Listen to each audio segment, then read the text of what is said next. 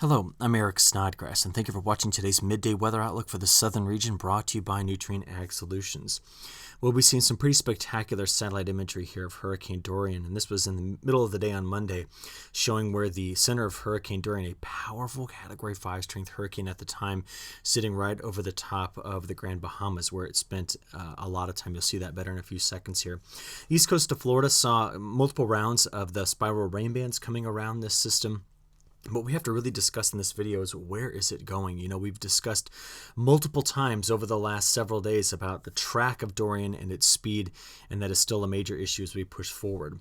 I do want to give you a few different views of Hurricane Dorian's eye zoomed in here. So this is one of the more spectacular views that I've seen. What's amazing to think about here is from the ocean floor to the top of this eye wall, we may be looking at 8 to 10 kilometers of cloud. That is incredibly tall eye wall there. But I think this was the most terrifying view that I saw. This is an infrared satellite image yesterday. We're looking here at 30 hours. That's right, 30 hours that the Grand Bahamas spent underneath the eye wall or within the eye of Dorian. Now, it turns out that what was so destructive, and you're going to see a lot of videos and pictures emerging today on Tuesday of what some of this destruction looked like, but it turns out that what the Bahamas took in terms of this intense hurricane is going to greatly benefit the United States.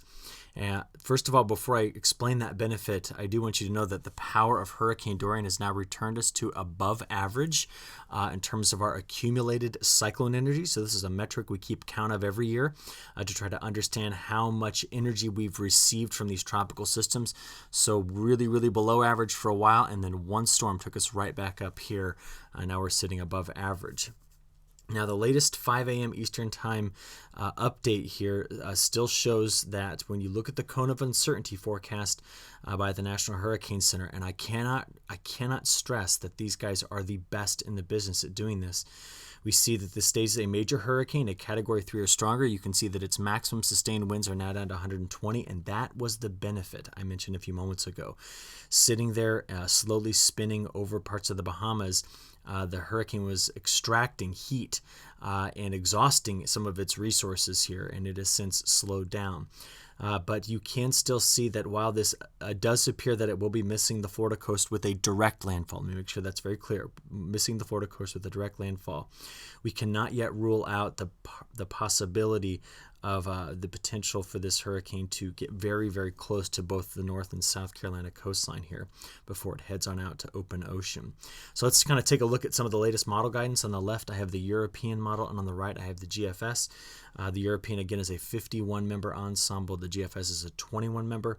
We can see very few of the ensemble members bringing the hurricane here on shore. Both in the European and over in the GFS. So it's a very low likelihood situation at this point, but that does not mean it's zero. And still sitting there off the coast, taking a track, more than likely doing something like this. You can see this in both models.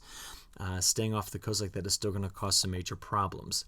The steering winds are still relatively weak, but we do see a bit of a shift. You notice that sitting over here, our higher pressure cell, although very weak, has now given us a little bit of a steering component like that. We are largely void of steering components on the western side of this. This broader trough that's sweeping through parts of the Midwest today is helping to push the system a bit this way. There's actually a little weak front still sitting right in through here, and then a stronger one that will be sweeping through in this direction in the next 24 to 48 hours. So this is at least going to allow Dorian just to continue mostly on a northerly track like this in the near term.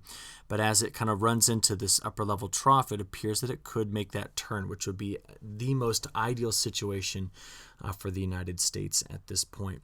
Meanwhile, just to speak about some other parts of our southern region, we do have a tropical disturbance that is come out of the Bay of Campeche. This is only going to be a factor for the southern part of Florida, or Texas here, bringing in some rainfall. But that's our major steering current with Dorian at this point. Now, where Dorian is heading and where it's going to be taking a lot of its rain could be on this region right into here in South Carolina that has been in drought. Now, to be honest, the best thing for both North and South Carolina, where we do have that drought, is for the hurricane to stay pretty far offshore such that we only get these spiral rain bands that come around. They don't bring in the lethal winds that this hurricane can bring in, but it can bring in some very beneficial rain. So we're going to watch that very carefully. Also, this part of Texas is very, very dry, so this tropical system that's coming out of here, this little disturbance could be quite beneficial. But I do want to point out that the latest drought monitor update, just keep an eye over here, does show continuing drought in Texas, Oklahoma, even parts of Louisiana here. Meanwhile, parts of Alabama and Georgia still struggling with some pockets of dryness as well. And you can now see the full force here of the lackluster performance of the southwestern monsoon. So we've really seen some significant changes across our southern region here in the drought monitor over the last few weeks. So let me show you the latest. This is probably our worst case scenario. So we're looking here at the National Weather Service blend of models. So remember, this uses the European model, this uses the GFS, this uses all of the short range models that we have in the United States. Now, why I say worst case is when they blend it all together, it looks as though we're getting the highest rainfall amounts out of all of our models put together. So my point here is that any individual model run may actually have much smaller rainfall amounts. So I want you to think of this map as a maximum potential here. So you can see that along the South Carolina coast and the North Carolina coast, there's the potential for getting between 6 and 10 inches of rainfall, maybe some locally heavy amounts. All of this depends on how the spiral rain bands kind of train or follow one another as they pass over. Meanwhile, parts of Florida still seeing between 2 and 5 inches of rain unless you're right there along the coast where the potential exists for much more. But it is going to take a while. I mean, we're going to be watching this all week before we get this system here off of Cape Hatteras. So it's still a very, very slow mover given those steering winds in the upper levels are so slow. Now, just thinking about winds, this is where we have the probability of seeing hurricane force winds at 74 miles per hour or faster. You can see that because of its better chances of staying offshore, our probabilities are relatively low that we're going to be seeing a wide swath of the East Coast seeing hurricane force winds. But this, as I said now for gosh, it feels like over a week, my concern has always been the rain with this system as it was moving toward the Florida coast, and that continues to be the case. And before I kind of get on to the rest of the southern region, I just want you to know that this satellite animation you're watching here, infrared satellite animation, shows us this is not the only area that we're watching right now in the tropics. Certainly Dorian is a major feature, but I want to make sure that you see very active tropical convection going all the way back to the west coast of Africa. So we need to keep a very close eye on other systems developing here in the Atlantic in the coming days. Remember, we're moving toward the peak of hurricane season, so it's just that time of year that we have to keep a close eye on this, okay? Okay, so let's look at National Blended Model total accumulated precipitation through the next 9 days. We've talked extensively about Hurricane Dorian, but I really want you to see that there's a large chunk of the rest of the southern region that over the next 9 days is forecast to be relatively dry on the whole. It doesn't mean we won't see any precipitation, but the models are certainly picking up on a drier pattern here. And even as this front slides through, so this is the front that brought a lot of severe weather to this region yesterday, as it slides through parts of the Ohio River Valley, it gets to be about right here tomorrow. It is expected to just fizzle out and run into less favorable conditions. So I'm not even seeing a lot going on here for the Mid-South as this comes through. Again, about the only 2 areas in our southern region expecting to get some heavier rain, it's going to be from Dorian and the little tropical system coming down into southern Texas, which in southern Texas, again, we're welcoming this. So let's take a look at our high-resolution NAM model, run this sucker out here about 60 hours just to kind of see what we're expecting. And overall, you notice outside of some potential for some maybe just widely scattered showers and storms, which is just typical of late summer, you're not getting much at all, nothing organized. As you see that front right through Illinois getting into Kentucky, just fizzles out. We just lose it. And about the only region of very heavy rainfall that's going to be tucked right in through this area. So we're going to keep a close eye on Dorian in the coming days. But you can see this is all the way out to 1 p.m. on Thursday. We still don't yet have Dorian by 1 p.m. Thursday getting beyond where North and South Carolina meet right here on the Atlantic Ocean. So this is a slow-moving system we're going to have to keep a close eye on. Let's now turn over to one of our longer-range models here, the GFS. If you just notice, as I let this play out, not a whole lot going on. Here's the upper-level feature that's bringing that front that'll eventually get through the Mid-South here, but outside of Dorian and the system that's hitting Texas, you see a lot of the southern regions showing up very dry. Now, I'll take you all the way out to Thursday. This is now getting into Friday. and Saturday, because we really lack a lot of jet stream dynamics that can bring in more active weather. In other words, the jet stream flow is flat and relatively weak. We're just, the tropics seem to be dominating what's going on right now. Now I'm going to take you out past Sunday and just show you something we're still watching coming out of the Great Lakes, and then something coming out of the mountains here, okay? It does appear that as we get toward the end of this week and the weekend, big high pressure cell builds into the Great Lakes, and all around it there will be a frontal boundary. Can you see it right in through here? I know it's kind of hard, we're looking at the precipitation, but there could be a front that sneaks to the south on which storms could fire, but we're watching this for the weekend.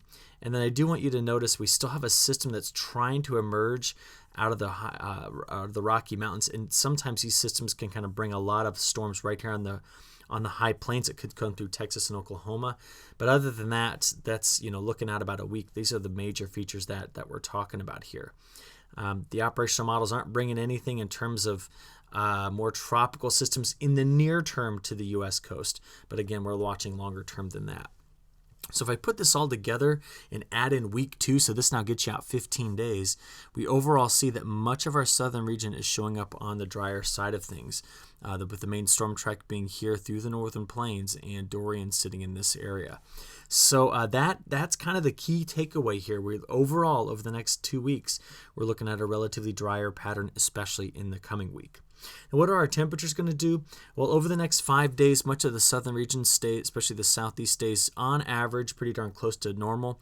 But with this ridge that's sitting and spinning over here, we can see that parts of Texas and Oklahoma continue to stay on their warm bias. We do see that as we get out to days 6 through 10, the flow of the jet stream does a bit more like this. And with that ridge sitting in this area, we certainly bring back in the heat that hasn't really gone away for much of the south central plains, but it's spreading back toward the southeast. And getting out to days 11 through 15, we see that much of our southern region hanging on to its warmer bias. When I look at the southern region in the long-term models, the brand new one that was released last night, really keeping a warming trend throughout much of September. One thing is clear, that tropics remain active. We don't see anything suppressing that activity, at least in the next 15 days, could be longer. And I'll tell you, it'll be very difficult to predict your precipitation patterns much beyond about a week.